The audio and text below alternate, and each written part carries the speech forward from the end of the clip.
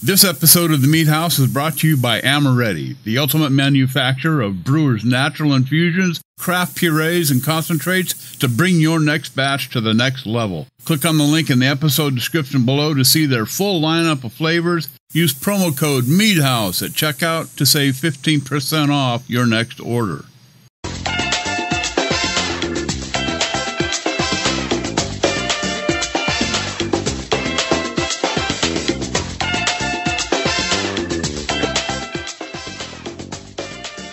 Well, a little tiki music playing in the background. I figure, what the heck, it's still summertime here. I don't know where you're at, but in Southern California, temperatures have been in the 90s for about the last couple of weeks, so definitely still summertime.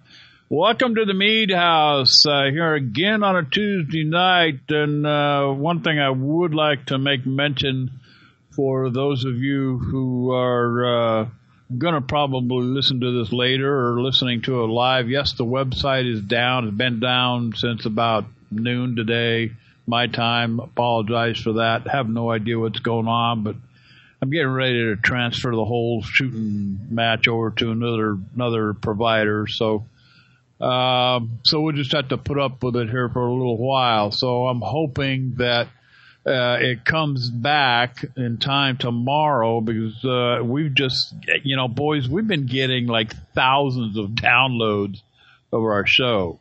Wow, maybe not thousands, hundreds, but I mean literally hundreds and hundreds of people are downloading our show. So it just really bugs me about the website not being available, because that's where we house the original file that goes out to iTunes and Stitcher and, of course, our own website, or you can pick it up as well. But at any rate, again, welcome to the Mead House. We do have a Facebook, though, and that's just simply the Mead House. So if you're on your Facebook deal, I wish I had another pair of fingers to stay on the Facebook, because we could actually take some questions and whatnot that way.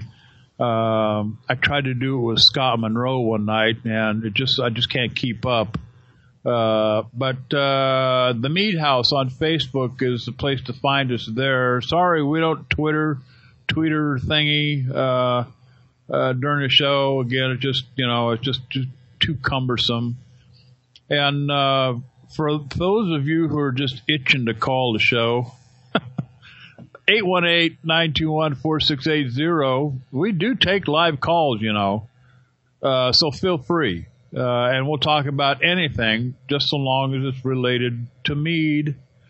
Aaron Martin in the house here tonight, along with Mississippi Chris Spencer. And I understand Chris is on call, so keep your fingers crossed. Jeff Schaus in the house. We'll catch up with Jeff about the bees. And my name is J.D. Webb. So, we usually start the show off with what's in the cup. And I'll start it off tonight, guys. I love a good hard cider. And I've in the past, and nothing really works for me yet. But I picked one up at the store. This is called Henry Hotspur's Hard Pressed Cider, and this stuff is really good. It's a nice crisp apple flavor. It's not real Martinelli's. I mean, it's carbonated, which, yeah, you've heard me say before. I don't particularly care for carbonated stuff unless it's beer, but this is not like, the Martinelli sweet type apple drink. This is really a very nice, crisp apple cider. Delicious. And this is what I want my ciders to taste like. So that's what I'm drinking tonight. Jeff Schaus in the house. What's in your cup, my friend?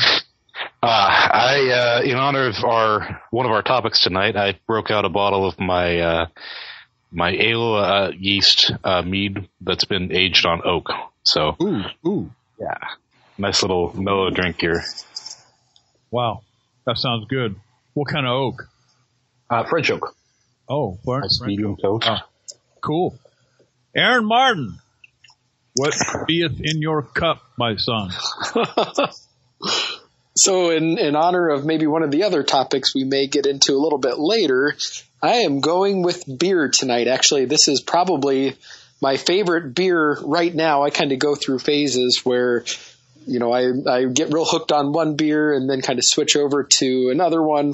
But this is one that it seems like every week a 6-pack of this manages to find its way into my fridge. And this is a Nebraska Brewing Company IPA. 6.9% alcohol by volume, and I think it uses, is it Citra hops? Gives it a nice kind of citrusy, piney, resiny flavor, and it's just so doggone clean tasting. Malty, hoppy, clean. I can pound a few of these. Sounds like Aaron's going to be tanked by the end of the show. Oh, it might be an early day at work tomorrow, but we'll make it work. There you go. Mississippi Chris, I just heard you holler for a cup of coffee, but hey, let's get what type is it anyway? He must be, is Chris still here? Hello, Mississippi Chris. Did Mississippi fall off into the ocean or what? Earth to Chris. Take the mute button off, Mississippi. You're live. Well, I have no idea what's going on with Mississippi. He's still with us. Hopefully he's not getting called in. Well, he may be. He may be on the phone. So we'll just sit tight here for a little bit. Mississippi, I know he's on call tonight, and I just heard him holler at his wife. Actually, I think he begged his wife for a cup of coffee. So I imagine that's got something to do with him being on call. But we'll see if we can bring Mississippi back in here in just a little while. You know what? We really need him tonight because he's got a couple of pieces I wanted him to chime in here and talk about. So we're going to skip around here a little bit. So why don't we just go into this oaking thing? Seems to be a popular way to bring some different flavors and oh yeah, he's on. Chris is on his page. Said he'd be right back. So. Oaking is it's kind of a unique way to present some different kind of flavors in your meads and your wines. I've even heard once in a while people putting it in beer. But oaking, very prevalent in red wines, some of the darker ones, Cabernets, Merlots, that kind of thing. Once in a while, a nice Pinot Noir. Table wines. A lot of table wines have oak. But have you guys, we'll start with Aaron. Have you used oak before in your meads? I have. Just one time. This is dating back to 2010, well before I kind of got my mead making process under control. And I'll tell you, back then, a lot of the meads I was making, I don't think I was doing so hot with my temperature control, pH management, nutrient additions, degassing, all good practices that I had not yet incorporated into my mead making process. And just anecdotally, I recall I still have a few bottles of this 2010 Orange Blossom dry traditional that I made. And the one came out. It's now starting to be a little bit more drinkable just 6 years later. But before that, yeah. Okay. A little bit of patience on that one. But before that, I had brewed up another batch, very similar. Both of these were dry sparkling meads. And to the batch I made right before that, I did add some oak. And I'm trying to come back through my notes. I want to say it was like a medium toast French oak. And what really impressed me about that mead was some of the the fusel alcohol flavors, the hot Listerine, kind of rubbing alcohol flavors that you get from a poorly fermented mead. I really didn't do anything different between these two batches, but the one with oak definitely came out much kind of softer. Like it almost seemed like that oak had rounded out some of those harsh flavors a little bit. So I don't know with either of you guys, have you ever experienced that type of a phenomenon with your usage of oak where it can kind of soften things out a little bit? Yeah, it has for me, on a couple of projects, but Jeff, it has for you too. Oh yeah, I love oak. Oak does some really wonderful things. It rounds it out. It gives it a little bit more body and some nice mouthfeel. We're going to get into probably like degrees of oaking, I'm sure. But even a little bit of oak goes a long way as far as just improving the overall like drinkability of a mead. I love, I'm a bourbon drinker, and I love a good oaked bourbon. And I swear, if I could ferment in an oak tree, I would. But there are different kinds of oak. There are different toast of oak, from light to medium to dark. And let's talk about that. Well, actually, let's talk about what oak actually gives too. Aaron mentioned this mouthfeel thing. Jeff, is that kind of more along the tannin thing that we're looking for in a good mouthfeel? Yeah, there's that. The astringency is what we're looking for. Tannin is kind of it contributes a flavor and it contributes an astringency. And the astringency is a little bit, the oak tannins are definitely, at least from my experience using a little bit of oak, they're a softer kind of an astringency that's really like palatable, easy to digest. You can always, of course, take this a lot farther, because there are, like you said, a lot of different varieties, and you can control the amount of oak you're using too. So yeah, where was I going with that?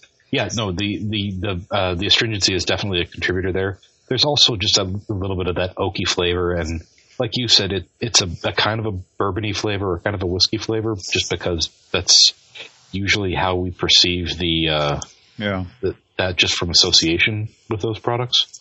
Yeah.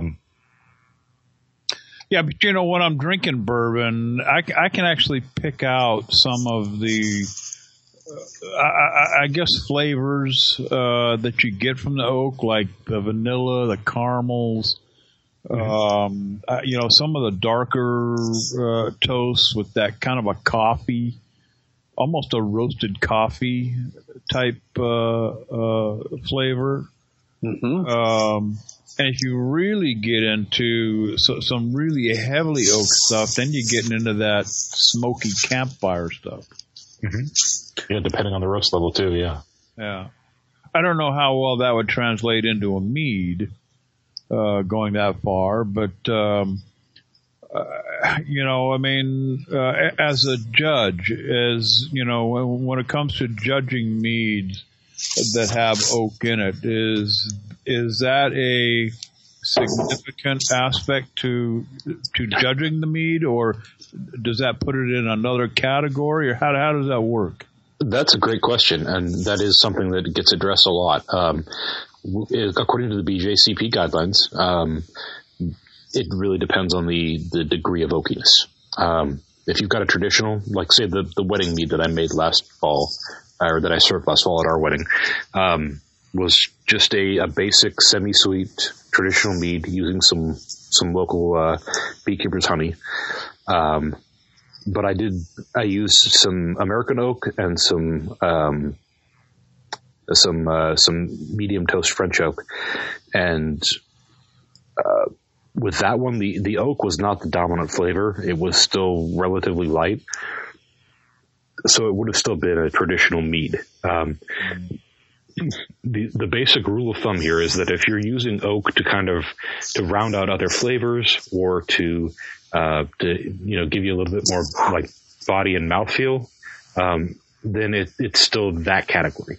If the oak becomes a dominant flavor in its own right, and it's something that is a perceptible thing that is integral to the brew, then it kind of has to go into the oddball or the experimental category, because there's not really an established category for like oaked meads as it stands. Yeah. Interesting. I was almost half expecting you to say that would qualify as a methlogen in that situation, but interesting. It would go into the experimental category. At least that's my understanding of it. Yeah. Okay. Well, it's odd because oak, I think it's a common practice in winemaking and mead making, to add oak.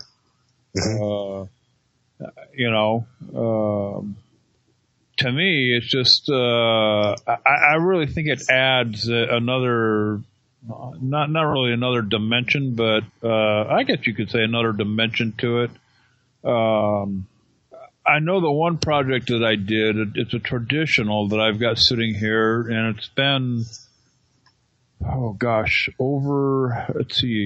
think it's over a year old now. And it's still sitting in the carboy, just kind of doing its thing. It's got a little bit tart to it. I'm hoping it's going to calm down a little bit.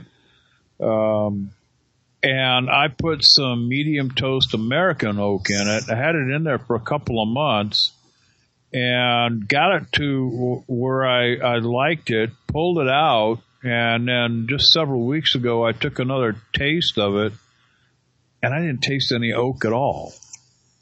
And I'm wondering now, what happened to the oak? And this kind of leads me into the next thing about oaking your wine, your meads here. I mean, how long do you leave it in for? I think these different toast levels has a lot to do with these different toast levels as well. But I mean, what seems to be the going rate? If there is such a thing. That is a very good question. I do it, and I've done it a few times. I'm no expert on this by any stretch of the imagination, but the rule of thumb that I've been told is start with 2 weeks and give it a taste. And if you like where it's going, keep going. If you like where it's at, pull it out. The approach that I've been taking to using oak has been really, it's not been to make a bourbon style mead. It's been to make a kind of to round out flavors and to just enhance the dominant flavors in the mead itself. So I'm not going for a lot of oak. But the addition of the tannins and the oak structure does a lot for a lot of different meads, whether it's a sweet mead or a dry mead. It's a nice addition. Yeah. Yeah, and I was thinking back, I think the batch that I did, I left mine in for about 2 weeks, and that seemed to extract a nice amount of oak character without being too overpowering. Did you drink your mead right away? Yeah, it's kind of telling that, those were the two batches that I made kind of side by side, one after the other, and the one without oak, I still have a few bottles sitting down there, and the one that was oaked, well, that's all gone now. I wonder if 2 weeks, because I'm going back to everything that I've tried to read about oaking. I mean, my first experience with it, and of course, my first question was, well, how long do you leave it in the carboy? So I went in search of that answer on several different forums, different websites, and the only thing that I could really come up with was to put it in and start tasting after a couple of weeks.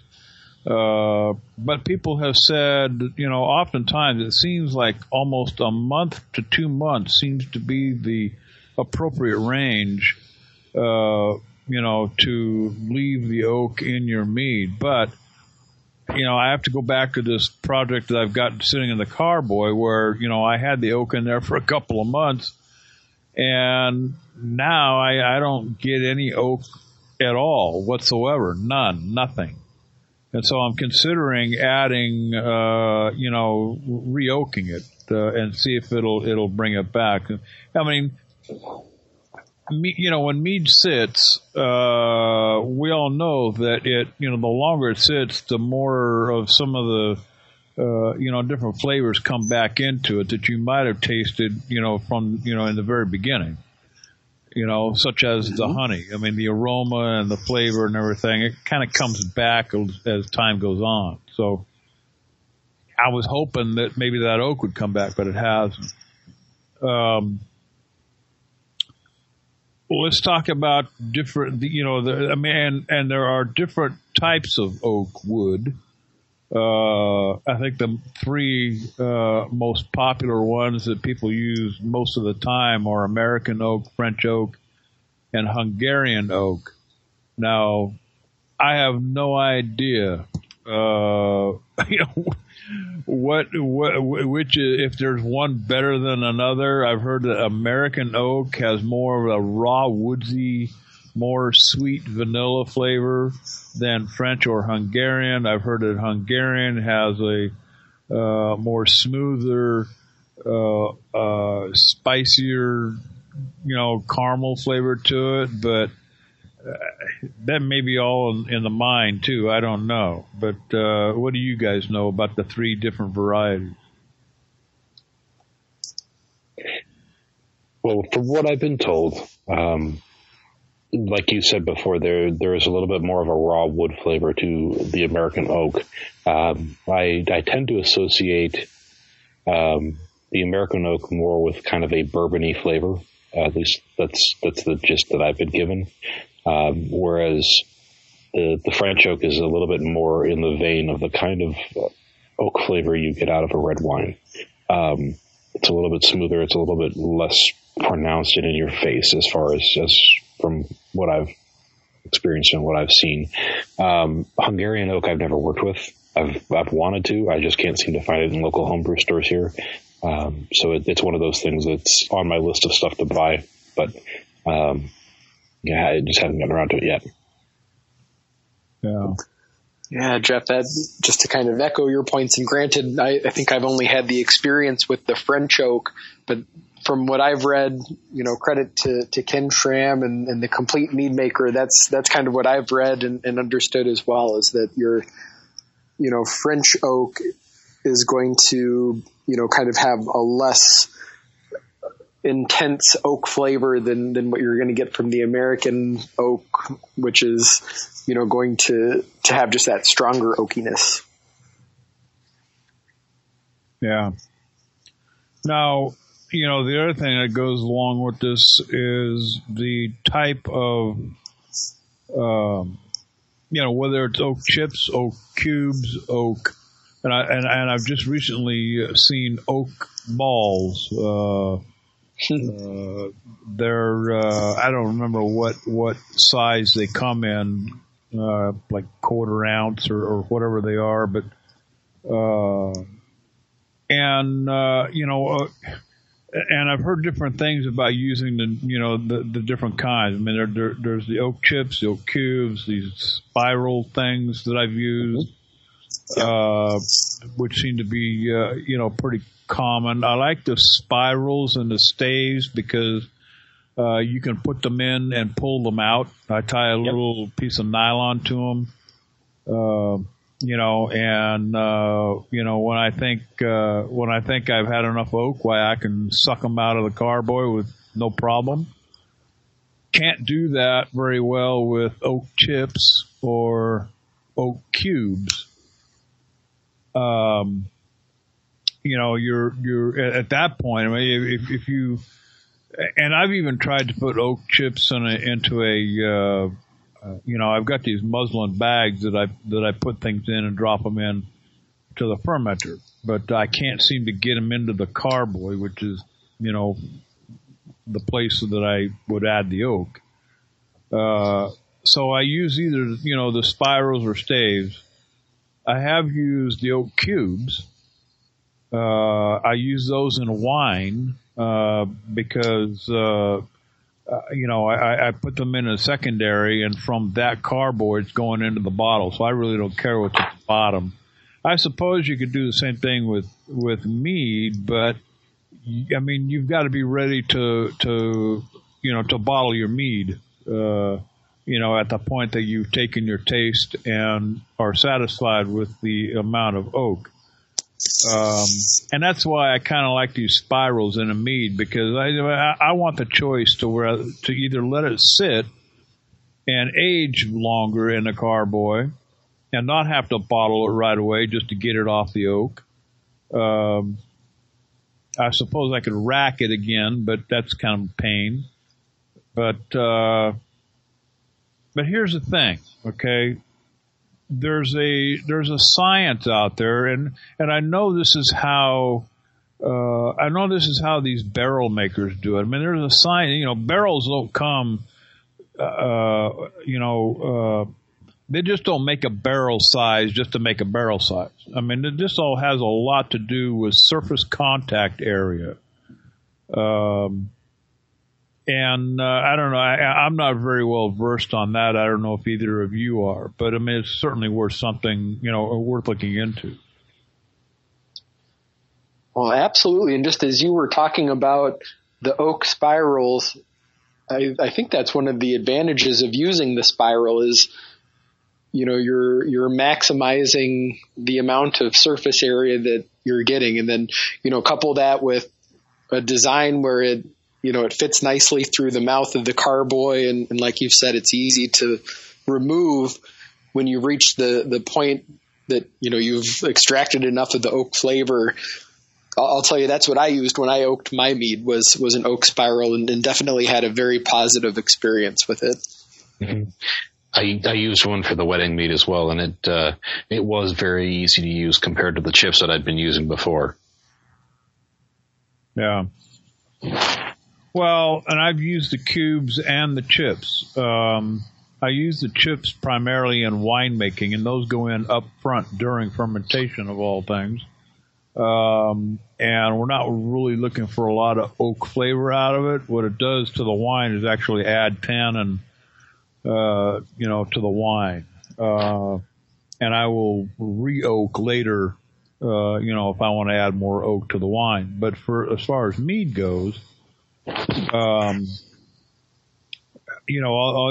use. I prefer to use the oak spirals. And I guess the surface contact area is important to know, because you can really get carried away with this stuff, because 2 ounces of oak chips is not the same, I don't think, as say 2 ounces of oak cubes. Oh no. You can get carried away with it. And again, you get out there on the internet and you look at information and, just put 2 ounces of oak in it. Well, 2 ounces of what kind of oak? Chips, cubes, staves, spirals, what? Well, and the toast level makes a difference too. Yeah. I mean, the 2 ounces is a really unhelpful direction. Well, and we're talking ounces here. I mean, it's not like, it's not like adding, a 2x4 to a 5-gallon bucket. We're talking ounces. We're talking a handful. Absolutely. Yeah. If you're doing chips, they're all irregularly sized and shaped. So you've pretty much got to measure by weight. It's the only thing that tells you anything about it. Yeah. If you're using cubes or the little balls or the spirals, at least you have a count number you could use hypothetically. But with oak chips, weight is all you've got. Yeah. I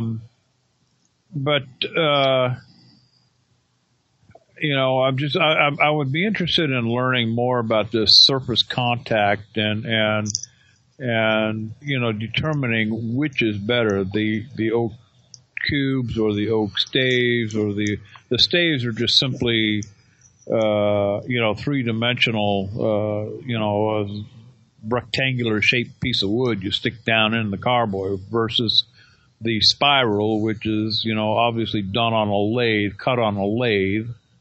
I actually has quite a bit of surface contact area. And then the chips, which is just looks like the stuff they swept up off the floor, you know. Yeah, like leavings from the wood shop or something like that. Yeah. Well, here's the way that surface area works. When we talk about the use of oak, what we're doing with the oak is essentially it's a lot like how we talked about last week with the metheglins. We're going to soak it in a liquid, and the alcohol in the mead is going to it's going to get into the surface oak, and it's going to extract some of those oils and some of those chemicals like the vanillin and other happy stuff that we want out of there. The more surface area it has to access, the more it can do that, and the more quickly it can do that. So there are different schools of thought here. The wood chips, obviously, afford the most surface contact because there's very little core to them at all. They're just like little shavings of wood. So they get like the two like major surfaces, and then the edges. Those are all exposed. All the stuff can seep out of it pretty quickly. A stave, on the other hand, is a big piece of wood. It's a single piece of wood, and it goes a lot more slowly, right? Because it's just those two sides, and there's a lot of like interior to that wood that's unaffected, essentially. There are advantages to both. If you want to make something oaky quickly, the chips are a great resource because you've got so much surface area, and all of that flavor comes out pretty quickly. If you want to be really specific about how you're dialing things in, the staves are great because they just take a little at a time. And if you've got the time to wait for it, you can let that happen at a very natural, very slow pace until it's exactly where you want it. Yeah. The staves, the cubes, and things like that are all kind of compromises along that continuum there, where it's effort to make more surface area available, and make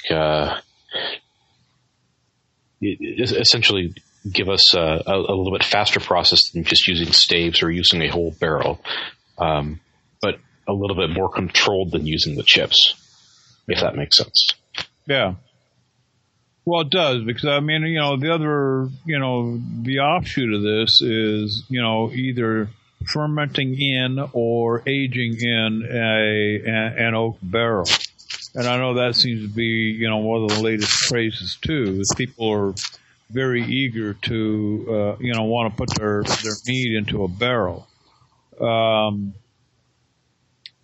And what little I know about barrels, I mean, that seems like an awful risk too, because, from what I understand, you can't leave, I mean, it's just like oaking your mead with the cubes or chips.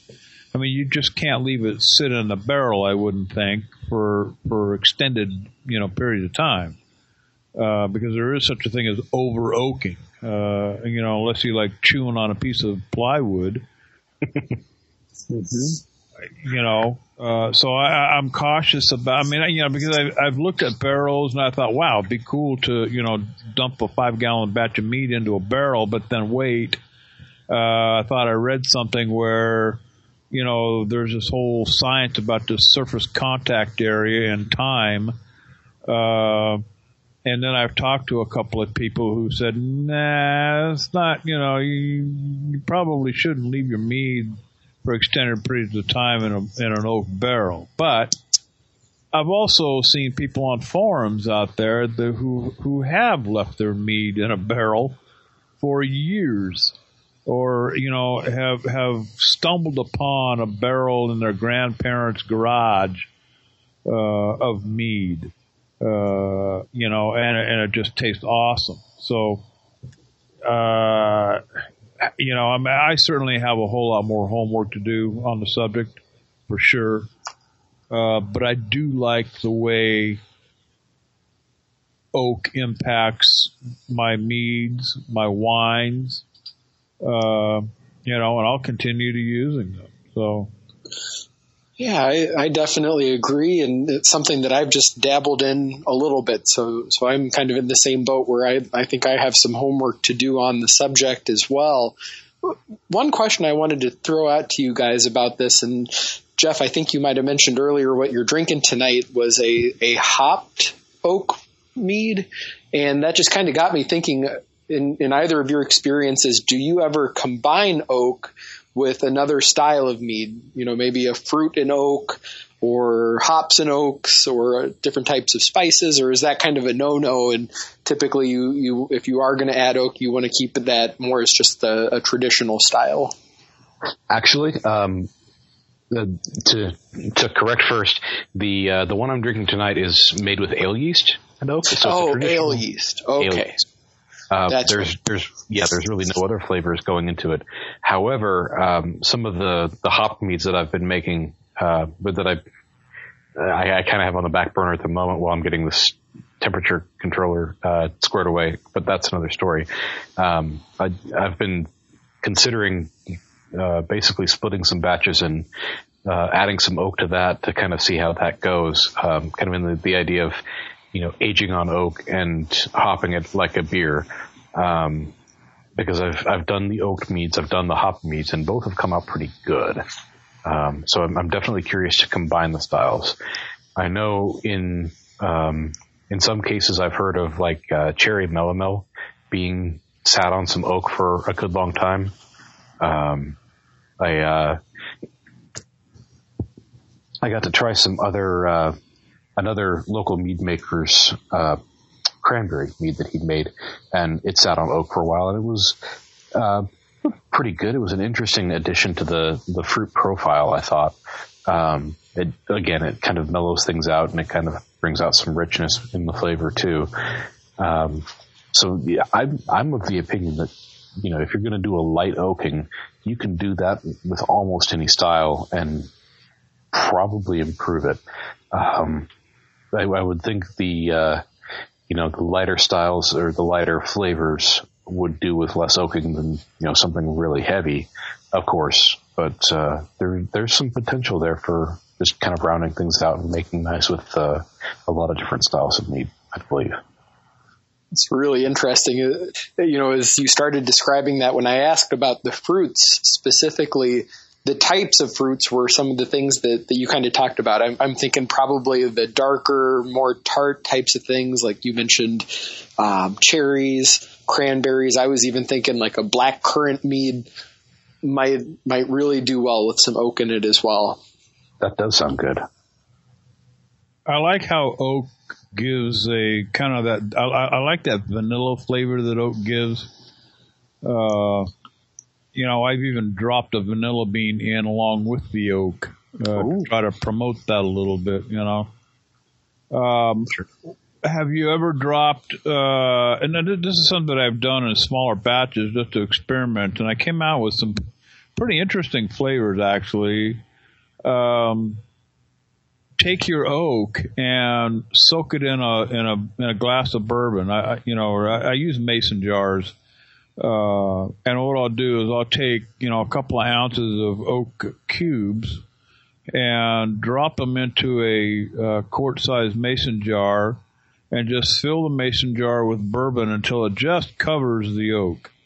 And just put the lid on and, let it set for several weeks.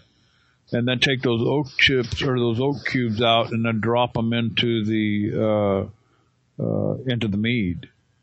And that seems to give a pretty good flavor too. But I think you got to be a bourbon lover. Yeah. Bourbon is not my favorite of the whiskey varieties. I'll preface that with this. I know it's actually it's not uncommon at all to use either chips soaked in various alcohols, or I've seen a lot of people online doing things with different using a used barrel that had either bourbon or tequila or another like harder liquor soaking in it beforehand and extracting some of that oak first. But then you also get some of the notes of that liquor that was, of course, like resident in the wood when you added the mead to it too. So that's also an interesting idea, a way to give an extra little dimension of flavor to your mead.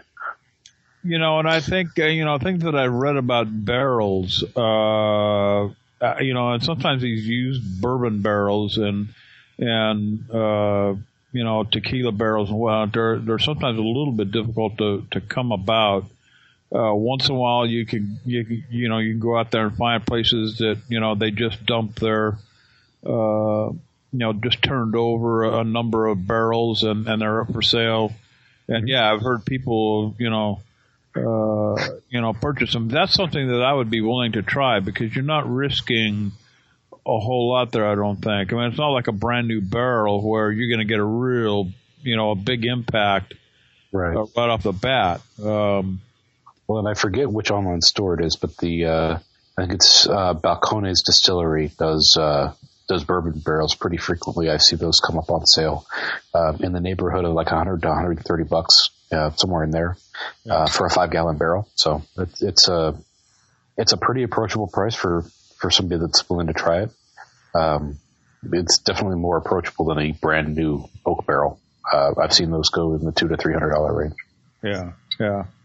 Well, and in the brand new barrels, I mean, there's a little bit of, it's not like you can just bring the barrel home and dump your mead into it. There's quite a bit of prep work that has to go into, preparing a barrel, for use. Well, and sourcing barrels in the liquor industry is actually a really,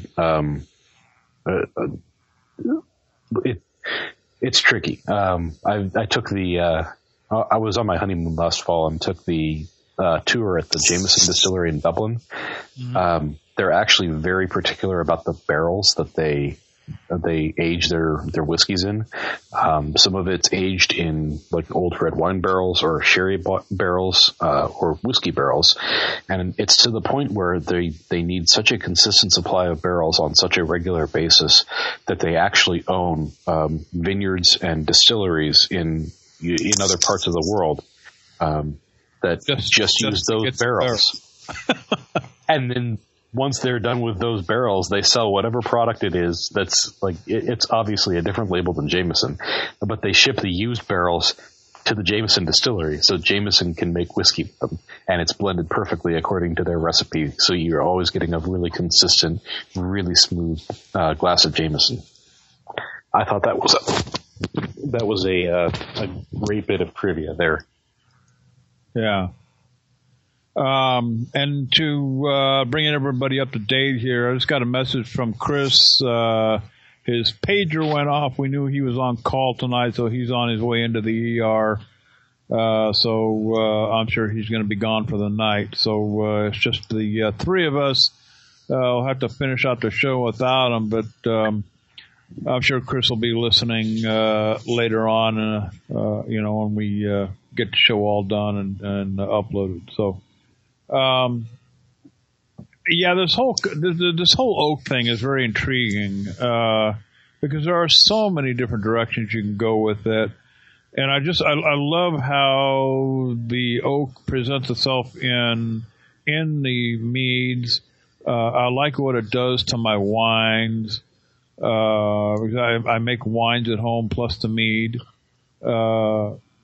And I just think, I really haven't, I'm not done experimenting, nor am I done really researching this whole oak thing, because, ultimately I would like to put something in a barrel, whether, and I'm kind of leaning more towards, one of these used bourbon barrels. I mean, I just love a good bourbon. So I think a nice, semi-sweet, traditional would go nicely in a bourbon barrel to give it, a little bit of that oaky, bourbony flavor.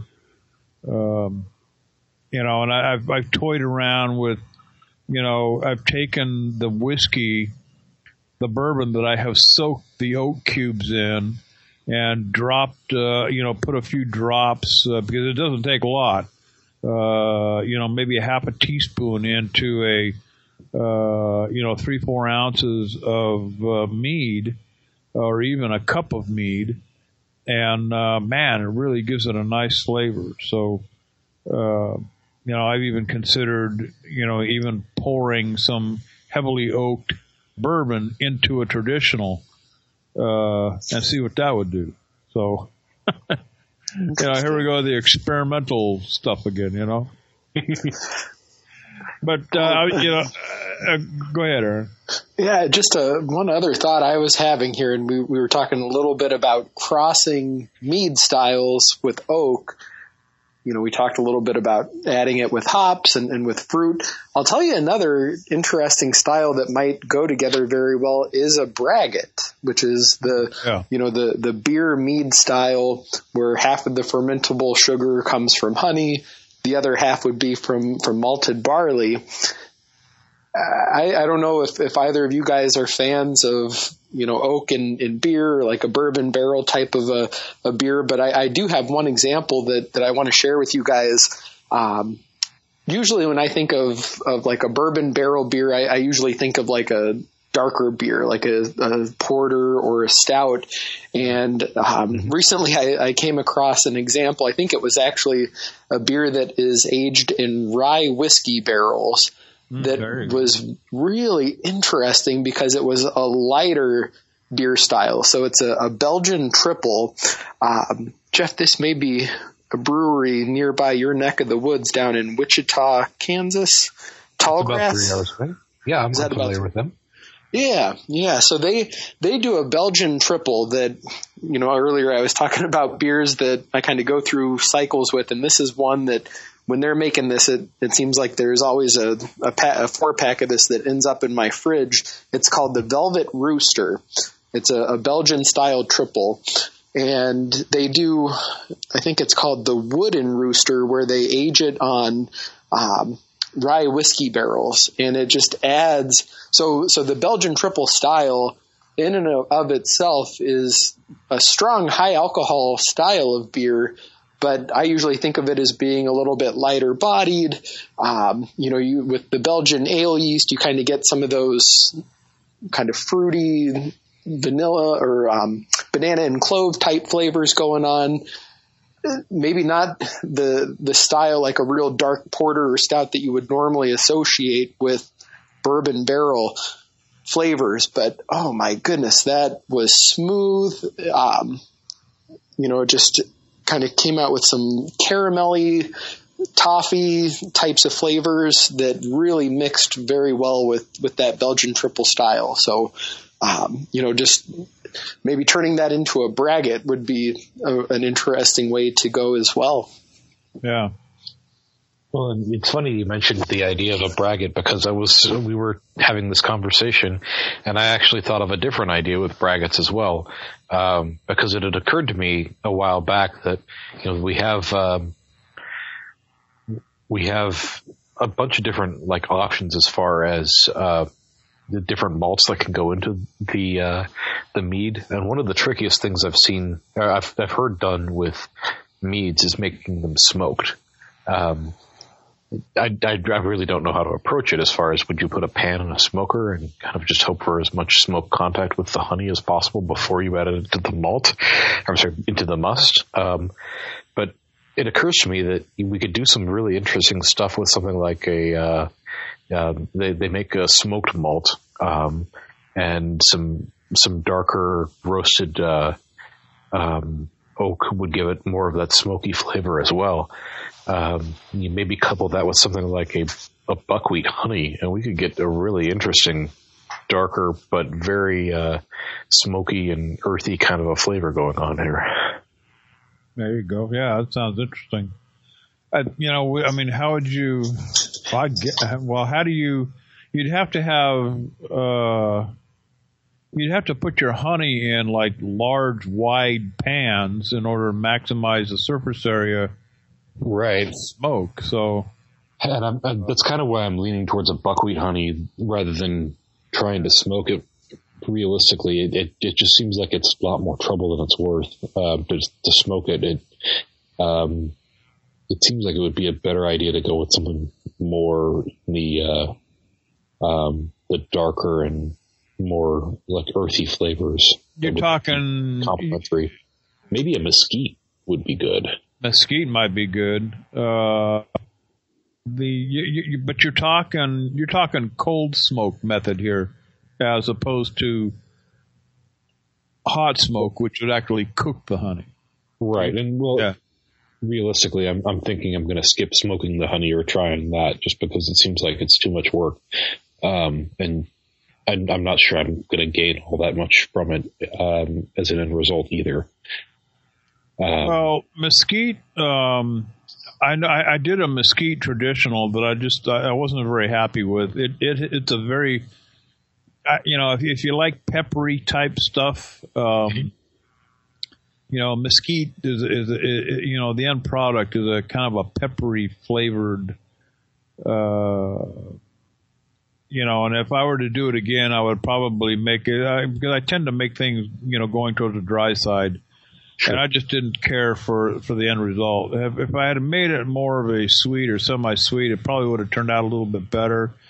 I might have even considered dropping some, not the black peppers, peppercorns, but I think they're the pink ones that are a little softer, a little smoother, doesn't have that peppery bite to it. I was going to ask when you said it was a peppery, whether you were referring to like the black peppercorns or more of like a hot pepper, like a chili or a jalapeno or something like that. I don't know. It's more like table pepper. It's like more like peppercorn peppery flavor. Yeah. And I don't know. I suppose. I mean, I guess there's people out there who might like it, but I just didn't particularly care for the end result. I didn't care for the flavor that it gave off, but I'm also not opposed to mixing mesquite honey with other honeys. But here's another. We're talking oaking here. We've talked about the different kinds of oak, the three typical American, French, and Hungarian. What about using something completely different? What about using something like mesquite? Or, I mean, you talk about smoking this honey or coming up with some way to smoke a mead. What about using something like a mesquite wood? That's a very common wood used in barbecue and in smoking meats. Oh, absolutely. Mm-hmm. I wonder what a mesquite would do to a mead. That's a great question. I'll tell you, not to go too far off topic, but last Christmas, my sister got me a smoker as a gift, and it's just been fun kind of experimenting with some of the different types of woods that are out there, mesquite, hickory, apple, and you just how that translates to cooking and barbecue. Like, definitely you get some vastly different flavors there. You got to think you'd get some variety in a mead as well. Yeah. Sure. Oh yeah.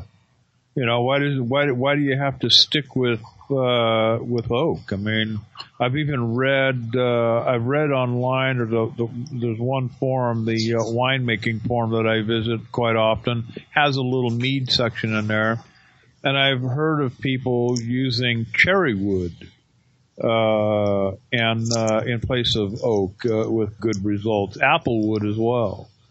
So, and now there's I know we're running kind of long on this segment because we've got plenty of other things to get to, but there's another side to this whole oaking thing. Okay, and this question has come up on several forums that I visit, and that is to make your own oak. And that's you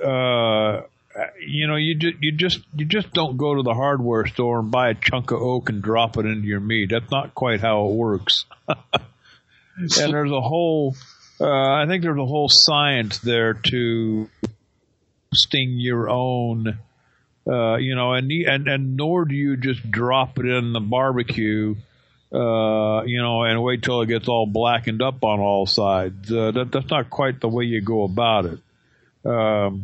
What little I do know about it, people have done it in their oven on cookie sheets with small pieces of wood and at different temperatures in order to get the right toast level.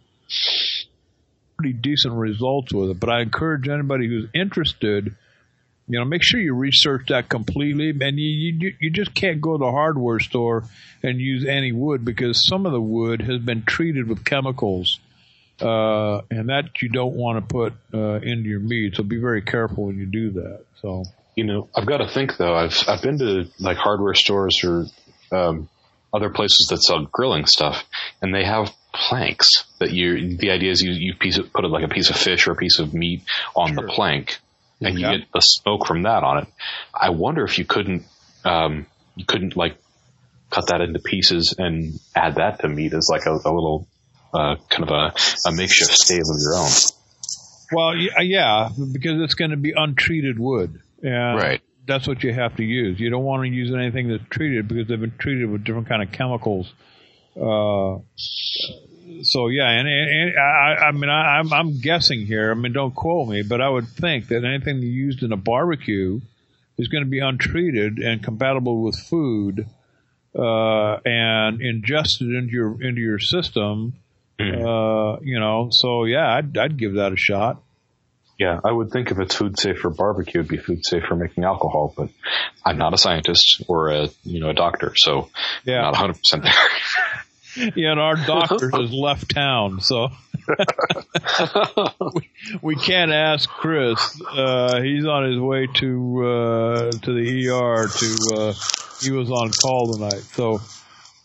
But let's, certainly this whole oaking thing is rather unique, and I'd love to, we can talk about this for another hour, I'm sure. One thing that, and I'm going to try to get through this without Chris, because this is actually Chris's segment. We were going to spend a little bit of time on sanitation again, and Chris.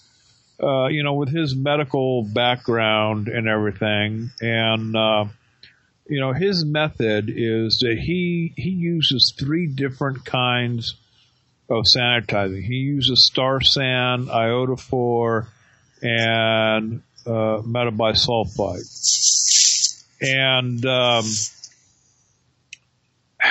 here again, none of us were scientists here, so we're just kind of guessing at this, but. This has more to do with bacteria acclimating to the different sanitizers out there. And what Chris does is he switches about every year. He'll use metabisulfite. Then after a year, he'll switch to iodophor. I think he's on iodophor now. And then after that, he'll use Star San. Have you guys ever done that or seen anything or read anything about switching up your sanitizers? The only time I've really switched up my sanitizer is that when I first got started with this, I was using a sulfite solution instead of Star San. And eventually I did make a switch to Star San just for ease of use and not having stinky ass sulfite solution around all the time. Yeah. Go ahead, Aaron. Oh, no, go ahead. Well, I was going to say, as far as the logic of switching different sanitizing solutions, though, it is a pretty sound idea. The idea here is that when you're killing something with a sanitizer, you're not getting 100% of bacteria or 100% of all the microorganisms that are hanging out in your equipment. You're getting maybe 99 and change. There's always going to be that little sliver of a percentage point that are resistant to whatever you're using. And that's not a lot, but they keep staying resistant. And then you keep using it, and then you're killing off basically everything that they are competing against for food, for resources, for this, that, or the other. Eventually, you're not just sanitizing mostly everything. You're also kind of giving those guys a hand. They just don't need to compete as hard to survive because you're helping them out and you're doing something that kills everything but that one organism. So the idea of switching things up so that you get something that kills different stuff every once in a while is a really sound idea. Yeah. Yeah, I know Chris. That's a method that Chris uses, and he was going to talk about that tonight. Now, it's also important to note that I believe iodophor, and correct me if I have never used bisulfite, but I believe you have to rinse bisulfite. Obviously, you can't leave it in your fermentation container because any yeast you put in it is going to be affected by it. Sure. And iodophor, I believe iodophor is also, I can't recall if it's a rinse or no rinse. Well, sulfite, if I remember right, is a rinse. The interesting thing about the sulfite solution, though, is that as long as you seal the container, it's effective whether it's actually the liquid is contacting or not, because it's actually the sulfite gas that acts as the sanitizer, I've been told.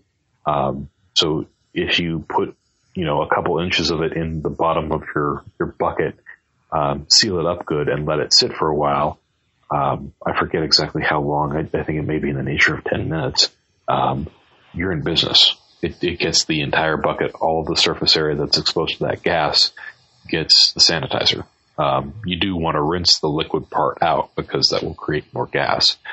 But that was one of the nice parts about it, is that you didn't have to quite get as vigorously in contact with all the surface areas. That's something I didn't know. Yeah. And that's how it's been explained to me. I'm obviously not a scientist, so I could have been misinformed. But that's what I've been told about sulfite solution.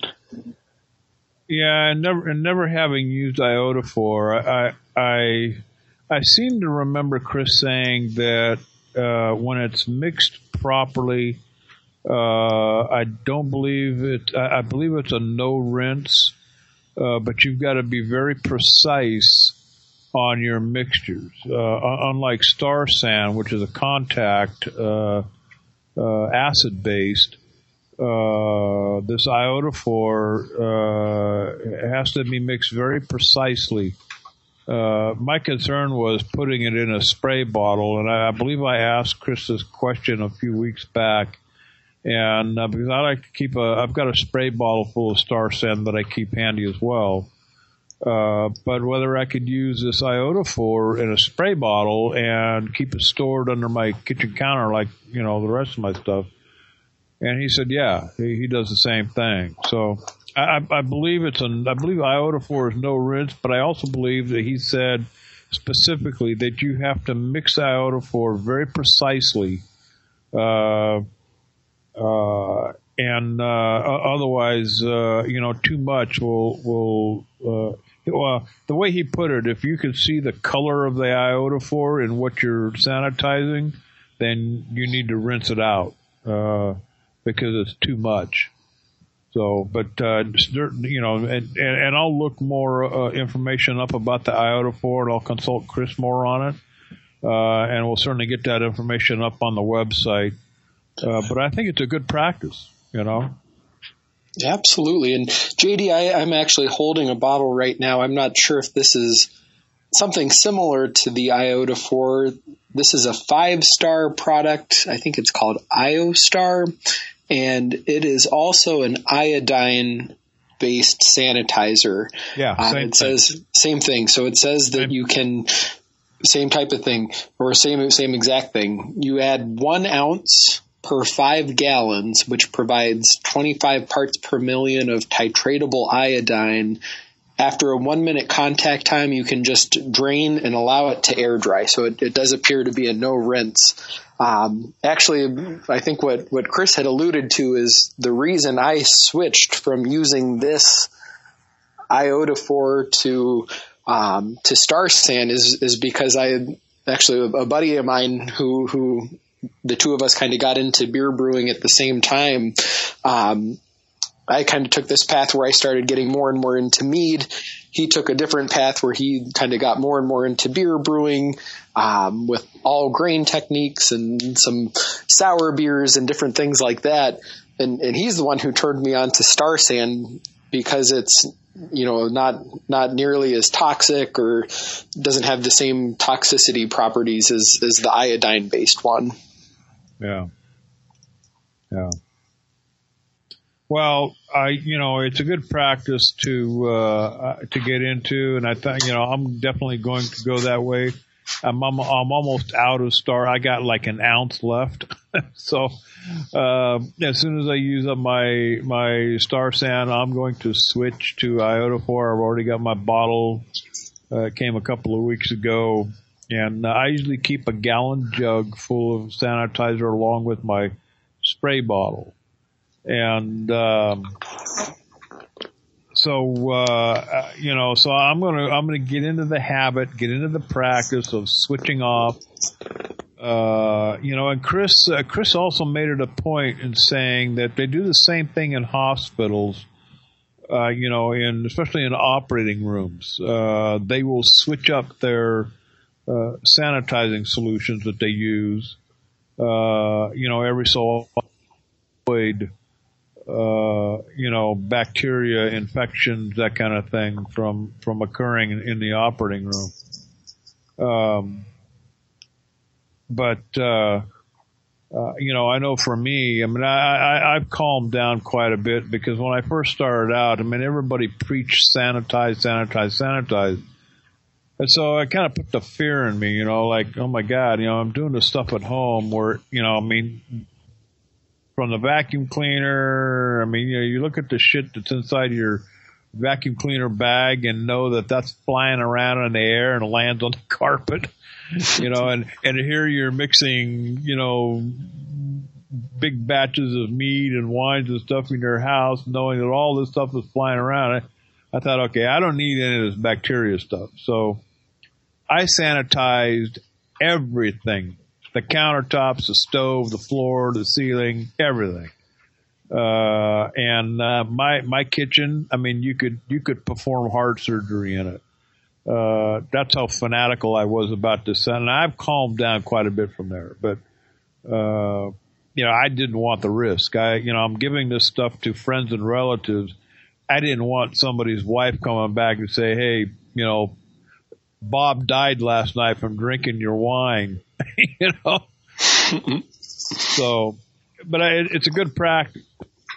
Those of you listening to the show out there, you should get into the habit. Switch up your sanitizing material. Look at Star San, the iodophore, and this metabisulfite, which is you get at your local brew shop. If you use those three, you're pretty well set. I know there's probably other products out there on the market I'm not familiar with, but those are the three that I am. And it's good practice to get into, and we highly encourage you to do that. So there is one more warning that I want to throw out as long as we're talking about this. With the sulfite-related sanitizers, you do want to be careful with the amount you use. It's actually common to use a sulfite in the winemaking industry as well to kind of stabilize the mead. The problem with sulfites, though, is that there's a small segment of the population that's very sensitive to sulfites, and it can give them very strong headaches. It's not a large segment of the population, but those that are affected by it are affected very powerfully by a very small amount of it.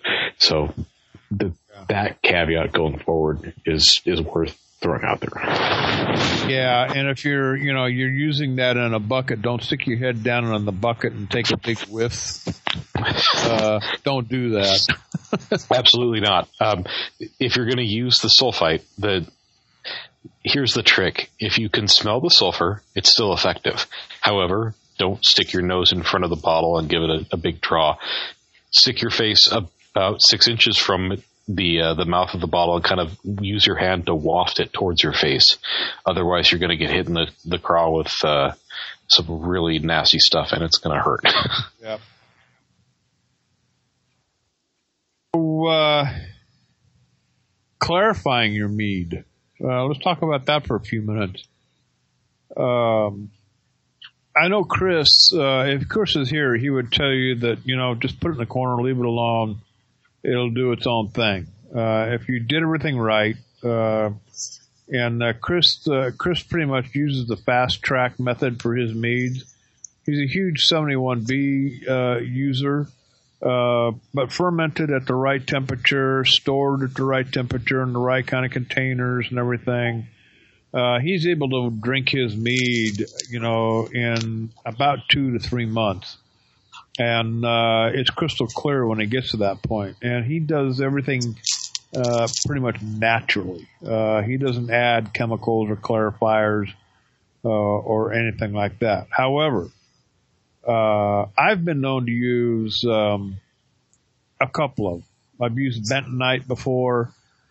Don't particularly care for it. I use it in the wine making, and I'm thinking about even giving that up. But what kind of clarifying methods do you guys use, Aaron? What do you do as far as clarifying your mead?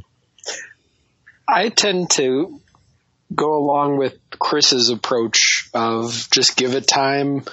I've never had an experience with a mead that hasn't cleared just by letting it sit in the carboy for a few months. Now I say that, and I think back, I think there was one time I did use a clarifying agent. This might have been on my second batch of mead 7 years ago. I forget what the name of it was, if it was like super clear or something like that, but it had some kind of like a fish product in it, I want to say. Yes. Yeah. Not an expert on clarifying agents. Like I say, I think I tend to go more with the just let it age, give it some time.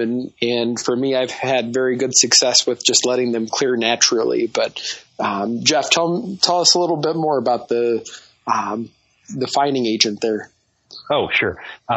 So let me preface this by saying that absolutely, if you want a clear mead and time is on your side, let it sit, hang out. Time and patience are the best ingredient you can put into your mead.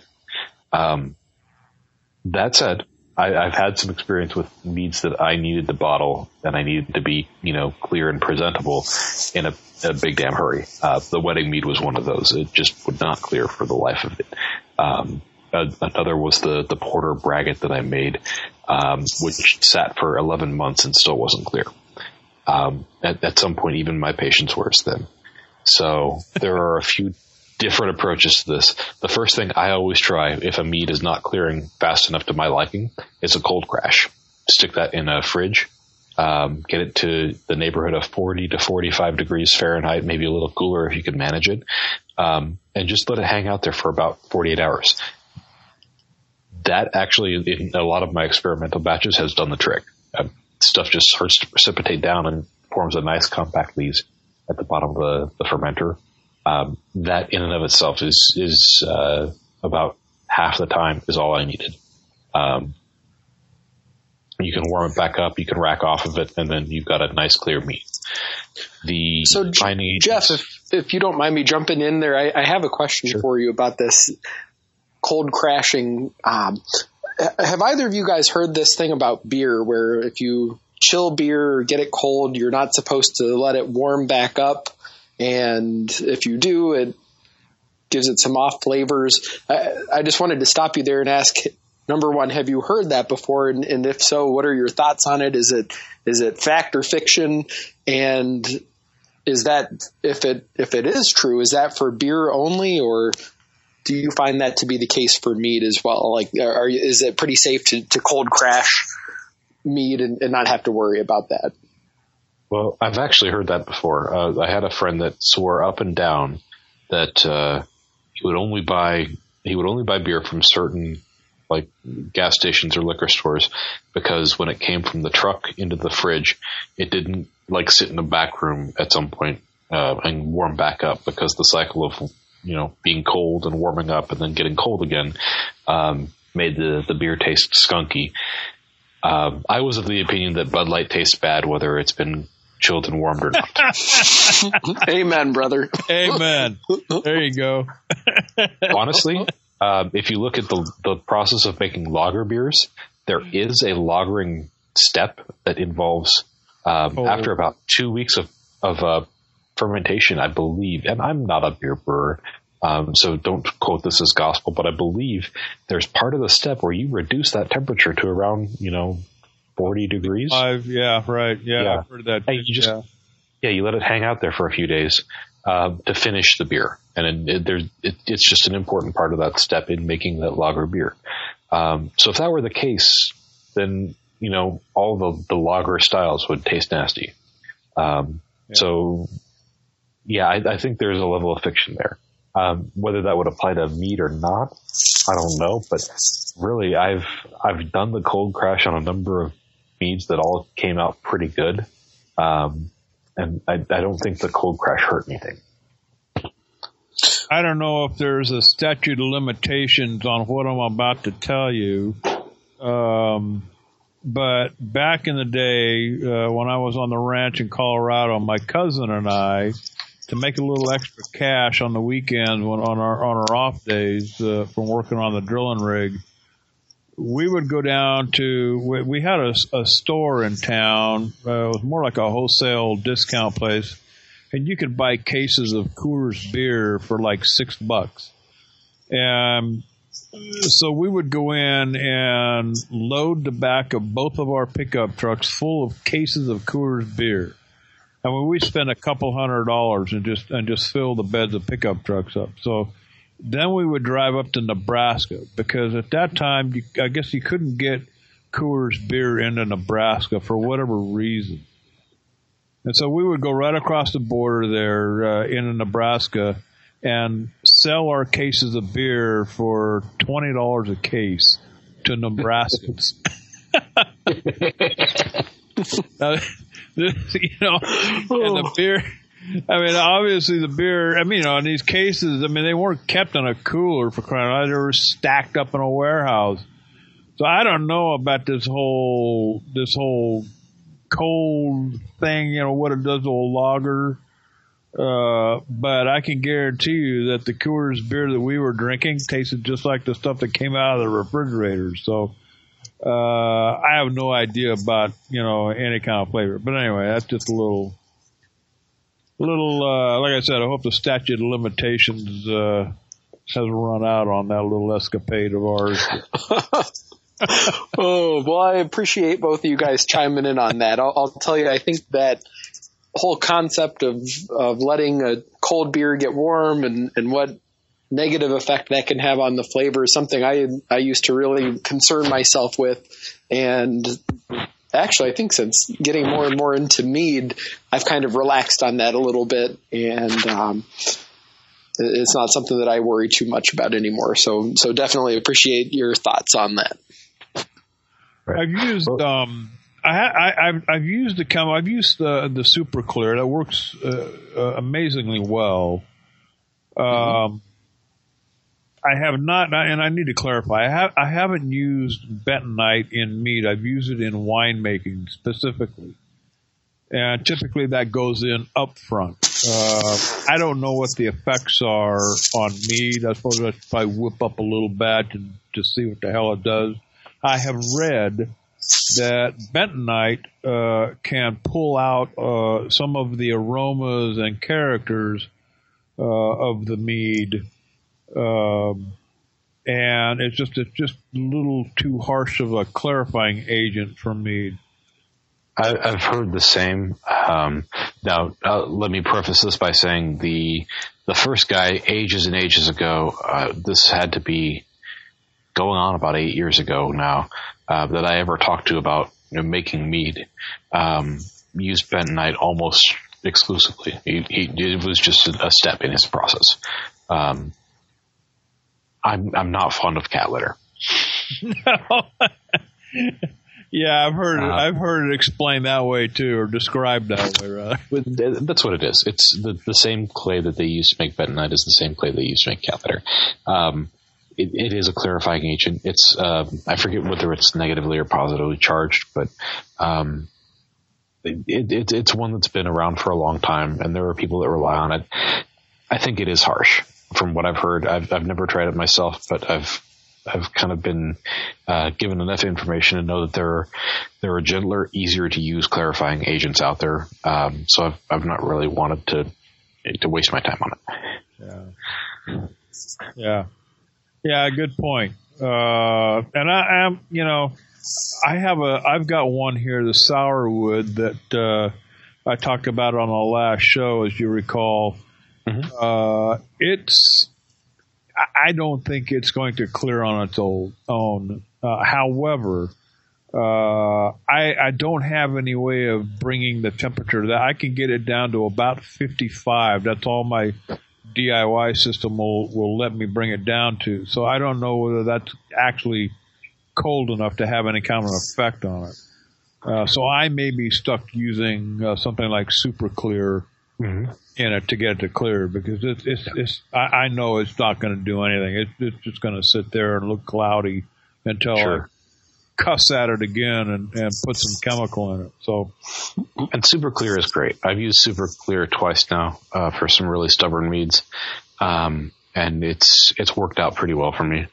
I will say there's one other agent that I've used that is it's I don't think it's as good as super clear as far as usage goes, but it's pretty natural and it's pretty available to anybody, and that's unflavored gelatin.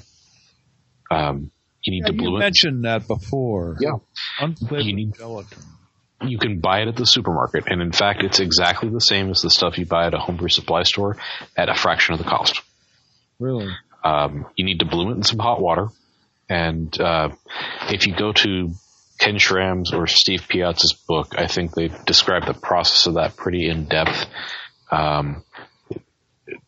A lot better detail than I can give you realistically. That's a good option. The other option is, as far as I'm concerned, super clear. And super clear is nice because as clarifying agents go, there is a negative charge and a positive charge. Yeah. And the super clear gives you the Cleosol and the chitosan. And chitosan is, as Aaron mentioned, it's derived from shellfish. But it's been. But that would, I wonder if there's enough in there to have an effect on people who have allergies. There's plenty of people out there that have allergies with shellfish. Right. There is a level of debate there. The company markets it as such in saying that it's been processed enough that the ingredients that are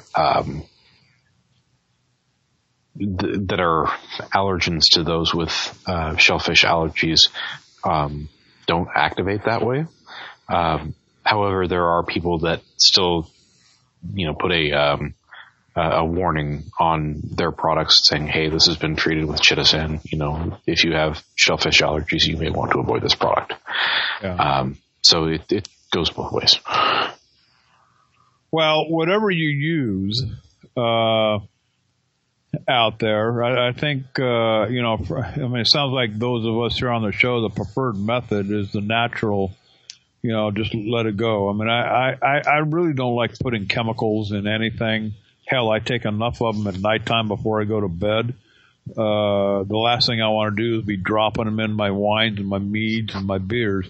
So I tend to want to let them do it naturally. But if I, like this sourwood thing, I know. The way it and I have gotten along over the last few months, I know I'm going to have to force it into clearing itself. I do. I usually try to let it sit naturally and do its own thing. Hey, you know what? If it takes 6 months, it takes 6 months. I'm not in that big of a hurry to dip a cup and enjoy my mead. So, I think the other thing we should mention about clarifying here, and it's a mistake that I've seen a few people making online, is that if your meat is not done, if the yeast are not done doing their job, there is no clarifying agent that's going to work for you. Well, yeah, because there's kind of a second part to this whole clarifying thing. You really, if your meat has gotten to the point where it's done and you don't want it to ferment anymore, there's a stabilizing process that you have to go through before you start putting all your clarifiers in. Because you can clarify all you want. Right. If the yeast isn't done, it's not done. If you still got active yeast in suspension, they're not getting out of suspension and clarifying. It's just not going to happen. Yeah. And I've even heard that these wine filters that people will sometimes use and put their mead through, it doesn't pull it all out. There's still a few that get through, and that's all it takes is just a few. But the stabilizing process is, let me get this straight, it's metabisulfite and potassium sorbate, if I'm not mistaken. I believe you're correct, yes. Those two act upon the mead to prevent the yeast from multiplying, and there's some debate out there too, Jeff, that says that just because you put the sorbate in doesn't necessarily I guess it's the metabisulfite. It doesn't necessarily kill the yeast. Because bottle bombs have been known to happen even after stabilization too. So yes and no. The preferred process here, as I've been given to understand it, is if you possibly can, cold crash first. Because if you have a successful cold crash, that draws a lot out of suspension and gets you a nice firm like Lee's cake at the bottom. Yeah. Once you rack off of that, you're getting most of the yeast anyway.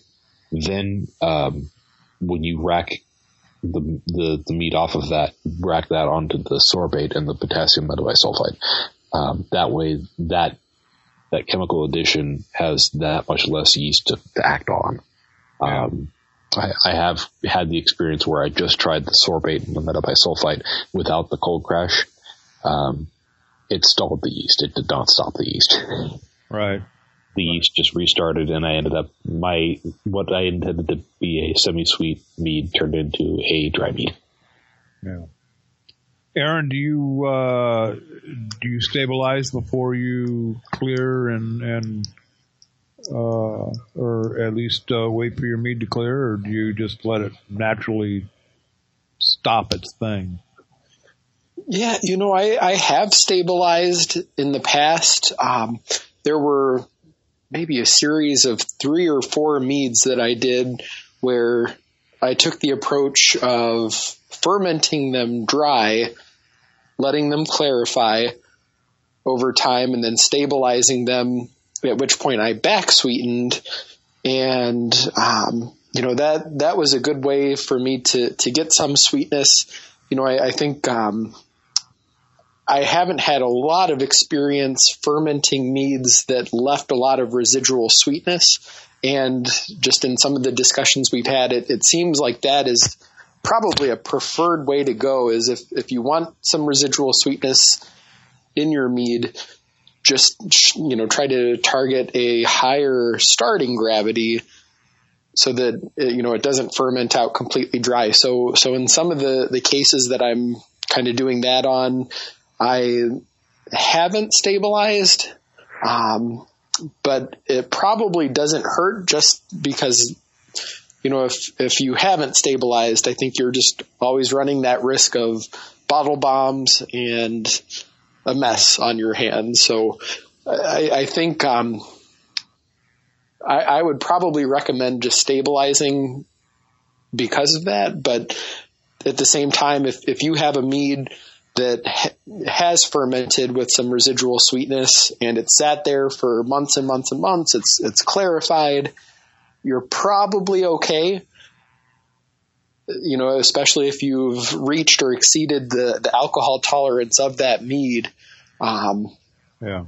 So I guess there's a couple schools of thought on that, and I'm not sure I necessarily feel that strongly one way or the other at this point, but I guess I would probably lean towards stabilizing. Yeah, that's what I pretty much do. I mean, I'll rack off of the yeast cake into a clean carboy and then stabilize. I don't like stabilizing when there's a crap load of yeast on the bottom of the, because at any minute that stuff can come alive and do its thing, no matter what you do to it. So exactly. I like getting off of it, get it into a clean carboy. And then I'll stick an airlock on it and I'll let it sit there. for a few weeks. I just don't go ahead and start bottling after I stabilize. I let it sit there for a couple of weeks under an airlock, just to make damn sure, that nothing's going to happen. I wished I had, I would prefer to be able to stick it in and cold stabilize, but Jeff, I understand you got to get temperatures down in the 35-degree range in order to accomplish that, correct? I don't know. I'm forgetting exactly what the temperature range is there, but at least that's what I heard. My general process is to stick it in the refrigerator. Mm-hmm. So, okay, all right. Well, we're getting on in the show here. I wanted to cover this last thing. I'm about ready to put another recipe together here, and I thought we'd make it a Mead House recipe. This is going to be a peach melomel. I've got 20 pounds of peaches and 5 pounds of nectarine. And the nectarines, they were ripe. They tasted good. And I thought, man, I gotta get some of these. So I don't know what effect they're going to have on this peach melomel. I mean, it's only 5 pounds, but they're going in a bucket. So 25 pounds of fruit. This is a 3-gallon batch, mind you. Now, here's the thing about peach, okay? And I have read this all over the place. Even in, with people who make fruit wine, peach is probably one of the worst fruits that you can use because it takes a lot to be able to extract a nice peach flavor out to really accomplish something. So that 3 to 5 pounds that you typically read about out there on the internet from one website to another, even a lot of these forums out there, you need to go way beyond that. So we're doing 25 pounds in 3 gallons. What does that work out? A little over 5 pounds of a gallon. 15, about 7 pounds a gallon maybe. And I'm probably pushing it there. So, but we're going to do 25 pounds of fruit, most of it, like I say, in peaches. And here's what's going to happen. The peaches are sitting out right now, the ripening. They should be ready to go tomorrow. They're going to be washed, and the stupid little sticker. Do you guys get those little stickers they put on every damn peach and apple?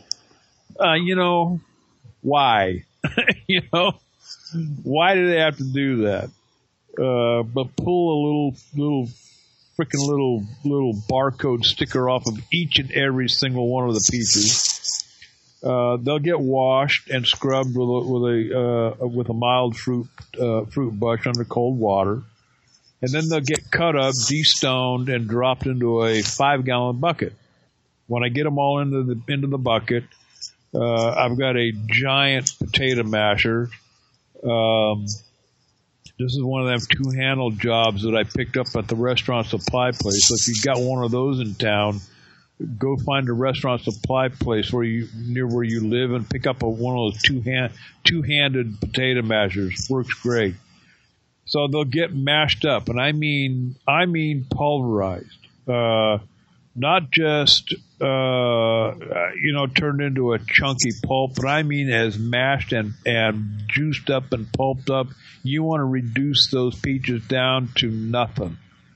Leave the skins in, leave everything in, and then 2 grams of lalazyme. Now, it's important to note this product, not pectic enzyme.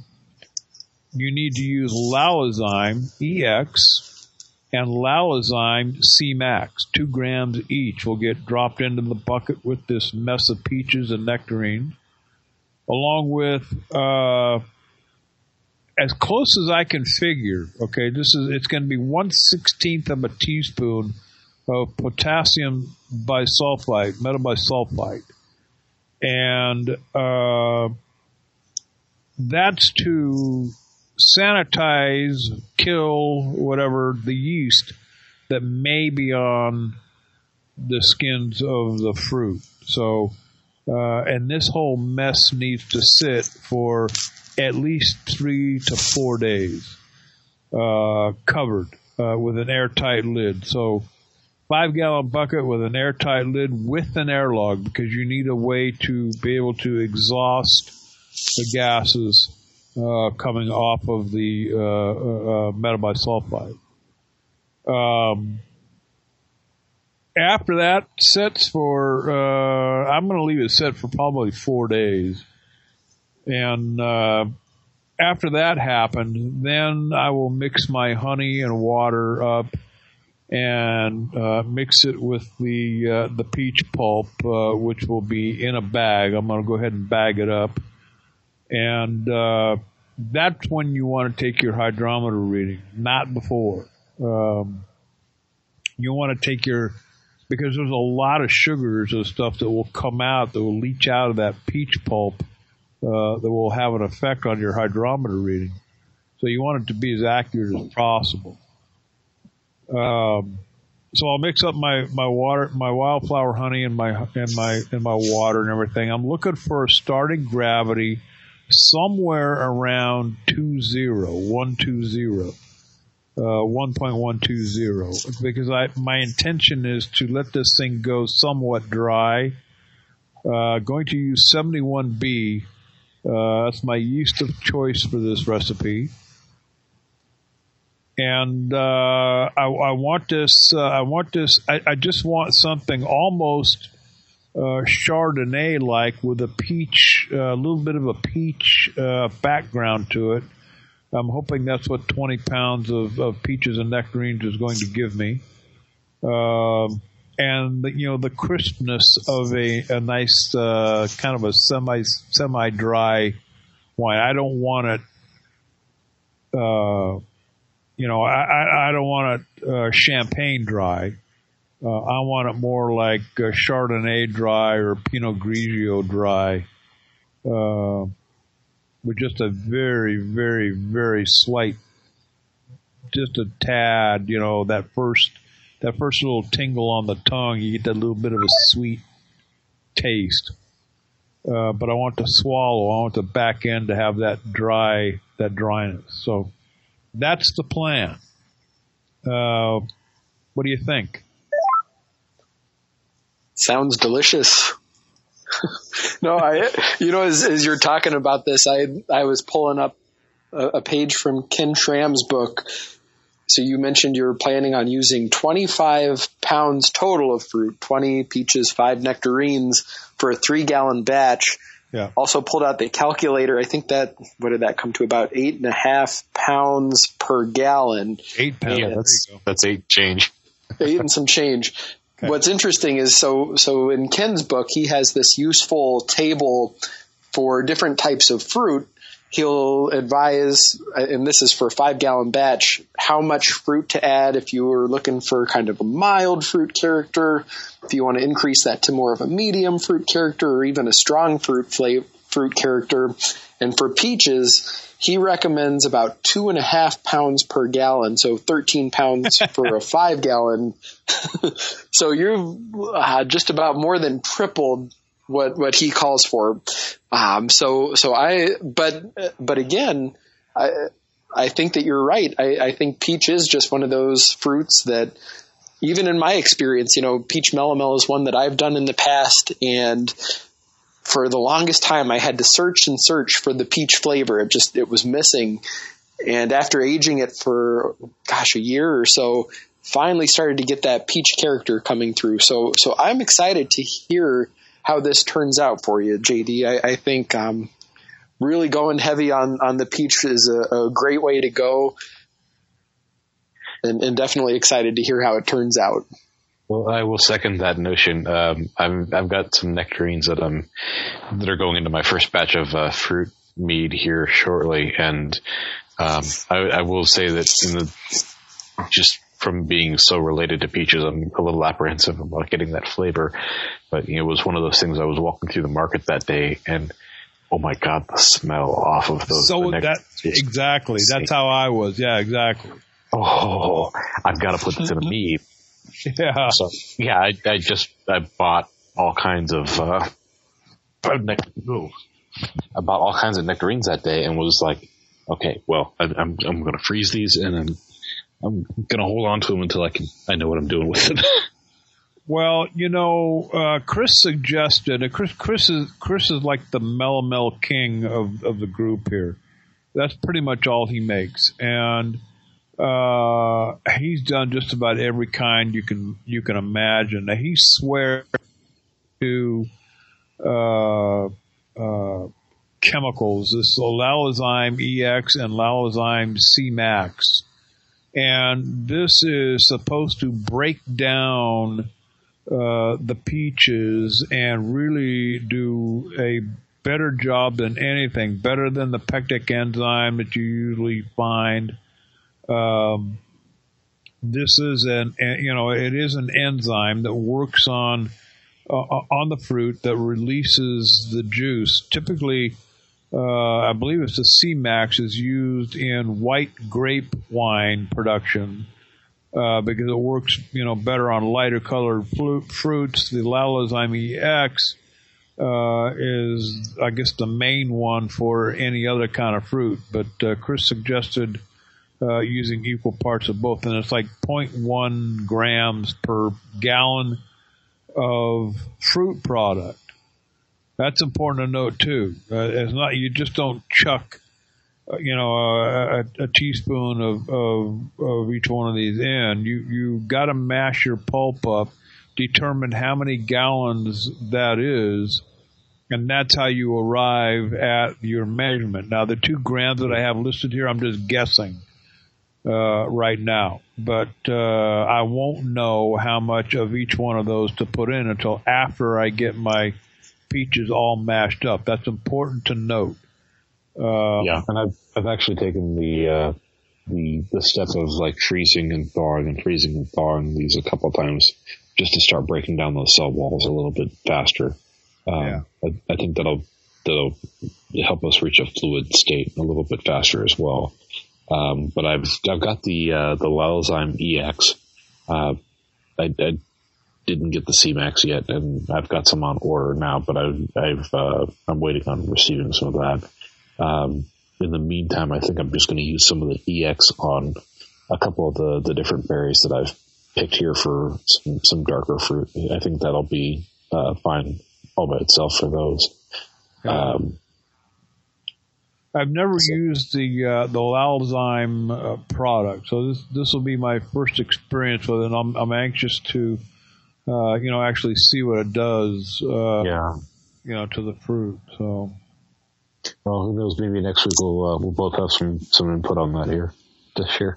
Well, yeah, because I'm going to have to start mine tomorrow, I believe. And I've said it before on the show. The hard part of living in Southern California is picking up fruit from the market because typically it's rock hard. I mean, you go buy a peach and they're like little baseballs sitting on the shelf. And, they're not for tree ripened at all. No. So, a lucky find at one of the somewhat organic markets here in town, Sprouts. I guess I can say them by name, Sprouts. And like walking by these peaches and nectarines is like, what's that smell? Back up a couple of steps and, oh my God, those I can smell these peaches from here, I reach over and grabbed a couple and they're soft and oh wow, these like one day. Okay, they're gonna be ripe in like one day. Exactly. You got to get them home and you got to process them as quick as you can. Yeah. So I told my wife, I said, I need 20 pounds of these. So we just started picking up peaches and putting them in bags, and I got them. They're sitting on the kitchen table with on big cookie sheets, and just sitting out, finishing their ripening process. And by tomorrow, they're going to be good to go. So. That reminds me, I was out at lunch today. There's a supermarket down the street from where I work that has they have a nice salad bar that I like to go to once in a while, and they had a sale on red plums for something like 89 cents a pound. Yeah, wow. And there was part of me that was like, I got to be back at work in 15 minutes, but I'm coming back. Oh my God, do I want to just go up to the produce manager and be like, so, yeah. Did we work out a deal on 30 pounds of these, or what do you got in the back room? Well, and that's what I asked the guy, because there's a guy there, putting out some more nectarines actually, and I asked him. I said, "Do you have any like boxes of peaches back in the back that are you pulled off because they're just overripe?" And he ran back and checked, and he didn't. And I said, "Well, what do you do with them?" They put them in the trash, and I'm thinking, "Oh my God." Okay, so you know what? We need to work out a deal here. I'm going to come back here. I'm going to talk to you about, can you save me like a box of peaches? And I'll buy them at whatever cut rate you want to sell them to me. I mean, $1 a pound or whatever. I mean, I'll pay that. Yeah. So I mean, check your stores. Work out a deal with the produce guy if you have to. If you live in a place like me where fresh peaches just good luck. All our stuff basically comes from Mexico. So, but anyway, we went overboard again tonight. It's easy to do when you're having fun talking about beer and mead and wine. And I promise next week we'll get to talking about beer, because I really want to stop. I started making beer. I'm anxious to try my first bottle. I'm working on the second week now of it carbonating. It'll go in the refrigerator here in a week. I'm tempted to just stick one bottle in there now and see what it tastes like. But Aaron, we got to hook up. I want to spend a few minutes a show, 20 minutes, 30 minutes a show talking beer. Because I really think, this is the other oldest known fermented beverage. And I really think the two go hand in hand, especially when we get into talking about braggots and that kind of thing. Oh, absolutely. And I definitely have a soft spot in my heart for beer brewing. Like I mentioned earlier during the show, that's where I got my start with home alcohol production, was with beer making. And, if it wasn't for that, I don't think I'd be here talking mead with you guys today. So we'll definitely cut out some time to talk beer. And Jeff, let's you wanted to say something about a competition that you were at over the weekend. Yeah. Well, I got my mead judge certification back in early in the springtime, and have not really had a lot of chance to use it. I still haven't gotten a chance to use the mead judge certification part because, as it turns out, this local competition didn't have a lot of entries for mead.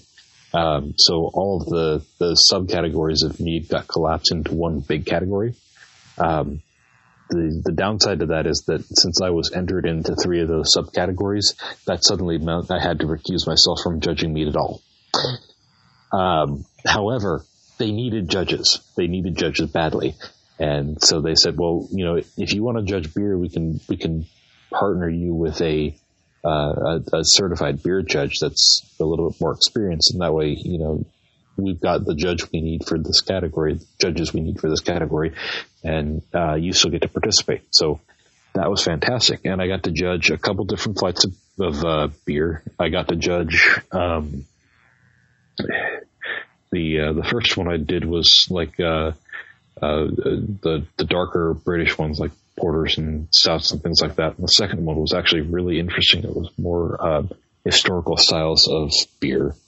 So we had like the pre-prohibition pilsners and lagers, the Gose or something like that. I can never pronounce that correctly. And then it was a really fantastic experience. I didn't get paid, but they were incredibly nice to me. They gave us dinner and snacks while we were drinking. I got a nice little buzz off of the fights that I was judging, and for the thank you gift for judges, we got a monogram glass and then a full bottle of Star San, which was, cool. Really great. On top of that, they had a contest drawing, and I won the SS Brewmaster bucket, stainless steel 7-gallon maker. Yes. I'm supposed to be getting tomorrow, and I'm so excited for it. You're going to love it. That is the equipment upgrade I've been looking for quite a while here. And it's to a lot of people it's just a bucket, but I'm telling you, man, you're honest. You've got to start. Okay, I mean that's where I started with just the bucket, and then I got the chiller, and now I've got this. All you've seen, I put the pictures up. I've got a whole little brew corner going, so. You're going to love it. I mean, brewing in stainless steel is where it's at. I mean, a nice sealed container, the whole line. Oh, you're going to love it. You're just going to love it. Well, in the SS Brewtech company, their stuff just looks very sharp and very well put together, especially at an affordable price point too. I mean, it was on the horizon sooner or later. This is just like the jumping off point that was like, oh wow, I'm getting this now. Fantastic. Yeah. I'm telling you, you're going to love it. And, invest in the, immersion chiller setup. You can use your STC 1000 to for the digital.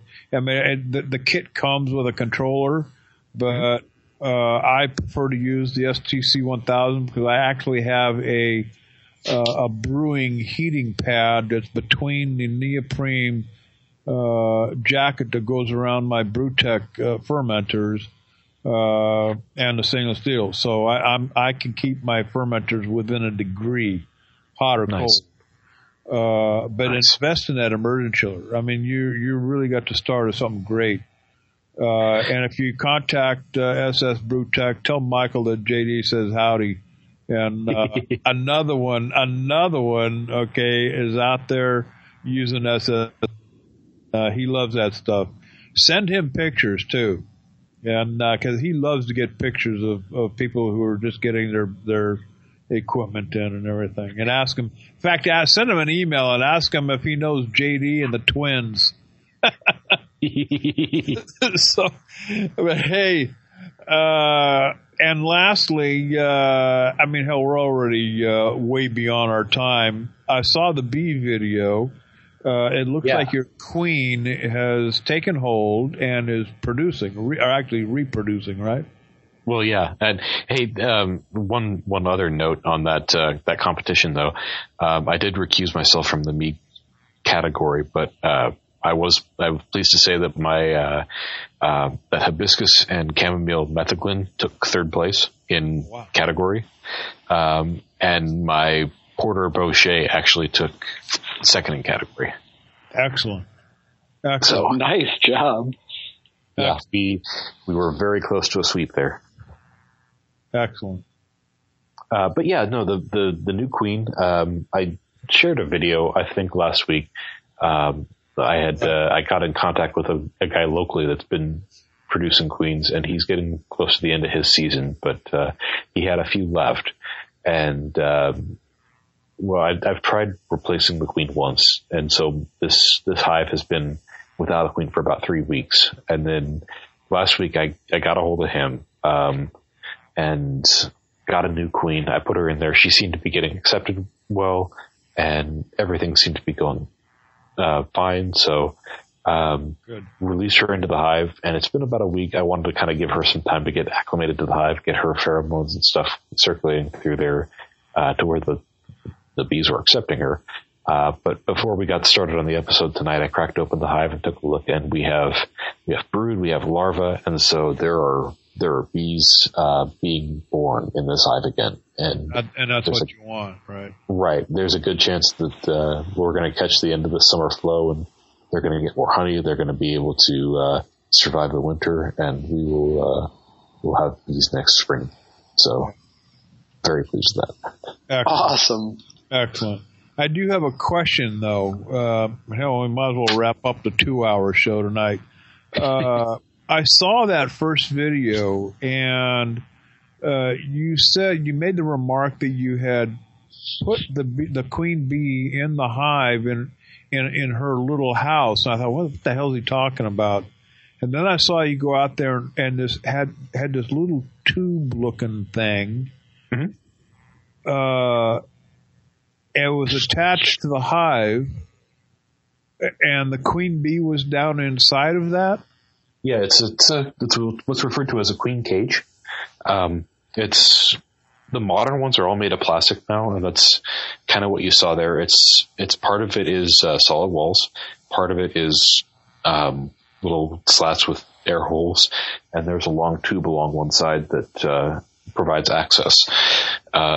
I think the problem actually with the last time that I tried to introduce a queen is that that long tube was filled with fondant, which is something they use in cake decorating. It's powdered sugar and some kind of stabilizer. But we had a really hot day, and I think that candy melted rather than being a barrier to the bees. So the queen was released into the hive before she was really accepted. So what, how long is that process? And what do they eat? How do you feed a queen bee? Well, the process generally takes about 48 hours before her pheromones kind of get circulated into the hive. The other problem is that I killed the previous queen before I tried introducing her about 2 days beforehand. So there may have been the old queen's pheromones kind of floating around the hive too, and that may have prevented the bees from taking the new one. The idea is that you put this queen in her little cage inside the hive, and you put it pretty high up to let those pheromones circulate. Within about 48 hours, the bees accept her as the new queen because it's just genetic for them to do that. If they don't have a queen, they get weird and they get restless and they don't do their job. They need that queen to direct them. In the same way that the queen is completely helpless without her hive. She can't feed herself. She can't do anything. She needs worker bees to completely feed and monitor her while she's doing her job. It's very symbiotic. Once the bees accept her, then they start feeding her through the gaps in the queen cage, actually. Sometimes the queen producers will also put attendants in with the queen cage, and they will have a belly full of honey that they'll feed the queen throughout the time in there. But the queen can go a couple days without eating until the workers accept her and start feeding her through the cage. I see. Well, I wonder, like I said, I saw that first video and I thought, it didn't dawn on me. I thought quite a unique setup, and I thought, well, wait a minute, how does the queen eat? So, interesting setup, and I'm glad you shared that with us. I'm glad your hive is getting squared away too. So hopefully you can be able to get some good honey out of it. Well, and really, I'm at this point, this is a new hive. They're both new hives. I'm just concerned with making sure they both survive the winter. I don't know if you've seen it or not, but mortality figures have been circulating around for honeybees this year, and 44% losses. Yeah, I've pretty been steep. Concerned about that for quite some time, actually.